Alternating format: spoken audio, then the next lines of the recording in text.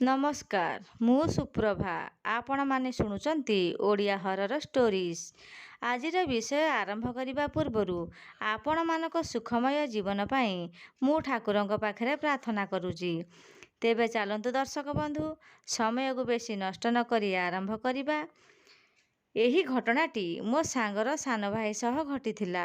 आउ मो सांग एही घटना मो पाखकु शेयर करिथिला। मो सांगर सान भाईर ना थिला हरिया। नमस्कार मु हरिया। मो सह घटिथिबा गोटे सत घटना विषय रे मु आपण मानकु कहूची। आजको प्राय 10 वर्ष तळर कथा। आम घरर परिस्थिति एते भल न थाए। टंका पैसार अभाव सबुबेले लागी रही थाए। सेथिपाई मु मो पाठ पढ़ारे डोरी बांधी देई छेली रखिबा पाई स्थिर कली। 10टी भल छेली किणिकी घरकू आनिली। सकाळ हेबा मात्रे मु खाई पी छेली पल नेई चरेइबाकू बाहारी जाए। पड़ियारे छेली छाड़ी देई मु गोटे गछ मूଳରେ शुए। एहा थिला मोर नीतिदिनर काम। दिने पड़ियारे मु छेली छाड़ी गोटे गछ मूଳରେ आरामरे शोई पड़िली। सुलुसुलिया पवन देउथाए। केतबळे मते निद लागी जाइछि आउ मु निघड़ निदरे शोई जाइछि मु जानिनी। मो निद भांगिला बेलकू सूर्य आसी मुंड उपरे। देखिबाकू गले पाखापाखी 2टा बेलर समय हेब। मोर हठात निद भांगीगला। मु देखिली पड़ियारे गोटे भी छेली देखा जाऊ नाहांती। हठात मो मनरे छनका पशिला। आरे छेली सब कुआड़े गले। छेली को खोजी खोजी मु चारिआडकू धाइली किंतु छेली पलकू केउठी पाइली नाही। कौन करिबी किछि बुद्धि दिसु न थाए। कौन करिबी कौन नाही एहीपरि भाबुथाए। हठात मते झापसा देखागला। मो छेली सबू नई आरपटे चरुछंती। मु मनरे भाबिली जाही हेउ छेली सबू मिलिगले। जाउछि नई पहरी जाई छेली सबूଙ୍କୁ नेई आसिबी। एमिति मनरे भाबी नईकी माइली गोटिए डियां। नई पहरी पहरी जाई सेपारीरे पहुँचिली। आउ देखिली छेली माने जेउ जगारे चरुथिले सेठी केही नाहांती। चारिआडकू बुली देखिली। दूर दूर जाए केउ केउटी देखा जाऊ नाहांती। केवल उदु उदिया खरा। मुंड उपरे खरा टाई टाई हेई काटुथाए। मु मन मने भाबुथाए आच्छा कथा हेला सबुतक छेली कुआड़े गले किछि बुझा पड़ु न थाए। किछि बाट चाली चाली गली। आउ देखिली गोटे तेंतुली खटा कइया गछ बेस झंकालिया होइछि। गछकू देखि भाबिली जाउछि जीबी से गछ मूଳରେ टिके बसी पड़िबी। खरा टिके कमिगले छेली सबकू खोजिबी।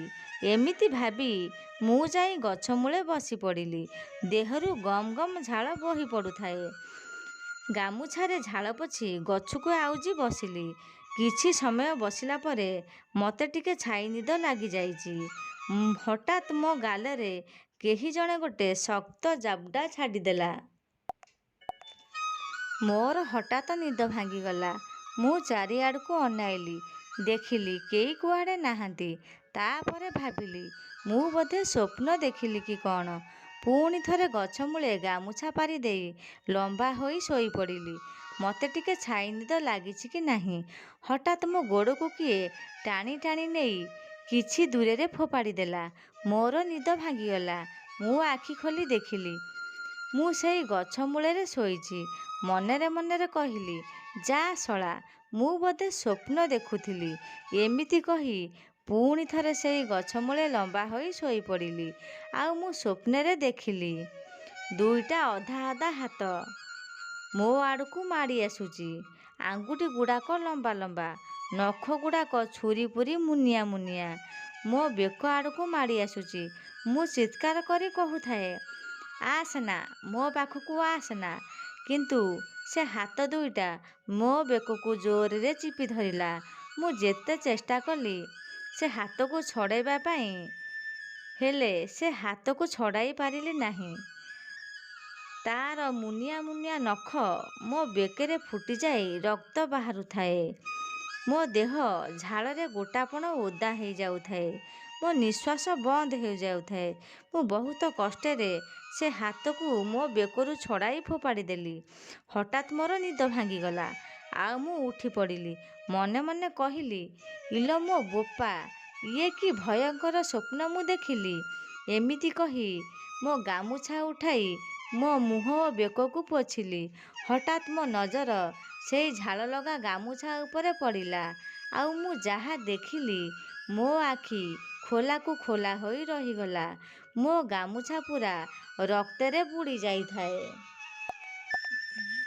ମୁଁ ସେ ଗାମୁଛାକୁ ଫୋପାଡ଼ି ସେ ଜାଗାରୁ ଦୌଡ଼ିବାକୁ ଲାଗିଲି। ହେଲେ ମୁଁ ଯେତେ ଚେଷ୍ଟା କଲି, ମୋ ପାଦ ସେ ଜାଗାରୁ ଟିକେ ବି ହଲିଲାନି। ଦେଖୁ ଦେଖୁ ହଠାତ୍ ଗୋଟେ ସ୍ତ୍ରୀ ଲୋକର ବିକଟାଳ ହସ ମୋ ଚାରିପଟୁ ଶୁଭିବାକୁ ଲାଗିଲା। ହଠାତ୍ ମୋ ଗୋଡ଼କୁ କେହି ଜଣେ ଉପରକୁ ଟେକି ଦେଇ ମୋତେ ଗଛରେ ଝୁଲାଇ ଦେଲା। ମୁଁ ଚିତ୍କାର କରି କହିଲି, ବଞ୍ଚାଅ, ମୋତେ ବଞ୍ଚାଅ, କିଏ କୁଆଡ଼େ ଅଛ, ମୋତେ ବଞ୍ଚାଅ। ହେଲେ ମୋ ଡାକ କାହାରିକୁ ଶୁଭୁନଥାଏ। ଏମିତି ନିଛାଟିଆ ଜାଗାରେ ମୋ ଡାକ କିଏ ବା କାହିଁ ଶୁଣିବ। ମୁଁ ମନେ ମନେ ଭାବୁଥାଏ, ଆଜି ମୋର ଏଠି ବୋଧେ ଶେଷ ଦିନ। କ'ଣ କରିବି ଡରରେ ମୋର ଗୋଡ଼ ହାତ ସନ୍ନିପାତ ହୋଇଯାଉଥାଏ। ହଠାତ୍ ମୋର ମନେ ପଡ଼ିଲା, ଆଉ ମୁଁ ବଡ଼ ପାଟିରେ ହନୁମାନ ଚାଳିଶା ପଢ଼ିବାକୁ ଲାଗିଲି। ଯେମିତି ମୁଁ ହନୁମାନ ଚାଳିଶା ପଢ଼ିଛି, ମୋ ଗୋଡ଼କୁ ସିଏ ଛାଡ଼ିଦେଲା। ଆଉ ମୁଁ କଚାଡ଼ି ହୋଇ ତଳେ ପଡ଼ିଗଲି। ବୋପାଲୋ ମାଲୋ ହୋଇ ସେ ଜାଗାରୁ ଏକା ନିଶ୍ୱାସେ ଜୀବନ ଧରି ଦୌଡ଼ି ପଳେଇଲି। କେତେବେଳେ ମୁଁ ସେ ନଈ ପାରି ହୋଇ ଏପଟକୁ ଆସିଲି, ମୁଁ ଜାଣିପାରିଲି ନାହିଁ। ଡରରେ ମୋ ଗୋଡ଼ ଏଠି ସେଠି ପଡ଼ୁଥାଏ। ଜୀବନ ବିକଳେ ଦୌଡ଼ି ଆସି ଆମ ଘରର ଅଗଣାରେ ଗୋଟେ ଗଛରେ ବାଡ଼େଇ ହୋଇ ବେହୋସ ହୋଇ ପଡ଼ିଗଲି। ତାପରେ ମୋ ସହ କ'ଣ ହେଲା ମୁଁ ଜାଣିନି। ସେତେବେଳକୁ ବୋଧହୁଏ ସଞ୍ଜ ହୋଇ ସାରିଥିଲା। ମୋର ତା ପରଦିନ ସକାଳୁ ହୋସ ଆସିଲା। ମୋତେ ଘରଲୋକ ସମସ୍ତେ ପଚାରୁଥାନ୍ତି ମୋ ସହ କ'ଣ ହୋଇଥିଲା ବୋଲି। ହେଲେ ମୋ ପାଟିରୁ କିଛି କଥା ବାହାରୁ ନଥାଏ। ଜ୍ୱରରେ ମୋ ଦେହ ଖଇ ଫୁଟୁଥାଏ। ମୋ ମୁଣ୍ଡ ଭାରି ଭାରି ଲାଗୁଥାଏ। ଆଖି ଆଗରେ ସେହି ସବୁ ଦୃଶ୍ୟ ଭାସି ଯାଉଥାଏ। କିଛି କରିବାର ବଳ ମୋ ପାଖରେ ନଥାଏ। ଖାଲି କାଠଗଡ଼ି ପରି ମୁଁ ପଡ଼ିଥାଏ। ଦେହ ସାରା ରାମ୍ପୁଡ଼ାର ଚିହ୍ନ। ବେକ ଚାରିପଟେ ଖଣ୍ଡିଆ ହୋଇଥାଏ। ଘରଲୋକ ମୋ ଅବସ୍ଥା ଦେଖି କିଛି ବୁଝି ପାରୁନଥାନ୍ତି। ମୋ ବଡ଼ ଭାଇ ଶୀଘ୍ର ଯାଇ ପାଖ ଗାଁରୁ ଜଣେ ଗୁଣିଆକୁ ଡାକି ଆଣିଲେ। ସେ ଆସି ମୋତେ ଝଡ଼ାଫୁଙ୍କା କଲେ। ଆଉ କିଛି ସମୟ ଗଲା ପରେ ମୋ ଦେହରେ ଟିକେ ଜୀବନ ଆସିଲା। ଆଉ ମୁଁ ଉଠିକି ବସିଲି। ମୋ ବୋଉ ମୋତେ ଖାଇବାକୁ ଦେଲା। ମୁଁ ଖାଇ ପିଇ ଟିକେ ସୁସ୍ଥ ଅନୁଭବ କଲି। ତାପରେ ସବୁ ଘଟଣା ଗୋଟି ଗୋଟି କରି ଘର ଲୋକଙ୍କ ଆଗରେ କହିଲି। ମୋ କଥାକୁ ଶୁଣି ଆମ ଘର ଲୋକ କେହି ମୋ କଥାକୁ ବିଶ୍ୱାସ କଲେନି। କିନ୍ତୁ ମୋ ଦେହର ଅବସ୍ଥାକୁ ଦେଖି ଏ ଘଟଣାକୁ ବିଶ୍ୱାସ ନକରି ରହିପାରିଲେ ନାହିଁ। ତ ଦର୍ଶକ ବନ୍ଧୁ, ଏହି ଥିଲା ଗୋଟେ ସତ ଘଟଣା। ଯଦି ଏ ସତ ଘଟଣାଟି ଆପଣମାନଙ୍କୁ ଭଲ ଲାଗିଛି, ତାହେଲେ ଏହି ବିଷୟକୁ ଗୋଟେ ଲାଇକ୍ କରିଦେବେ। ଆଉ ହଁ, ସେୟାର, କମେଣ୍ଟ, ସବସ୍କ୍ରାଇବ୍ କରିବାକୁ ଭୁଲିବେନି। ରହିଲି ଦର୍ଶକ ବନ୍ଧୁ, ଆଜି ପାଇଁ ଏତିକି। ଆପଣମାନଙ୍କ ସହ ପୁଣି ଦେଖା ହେବ ଆଉ ଏକ ଏପିସୋଡ଼ରେ।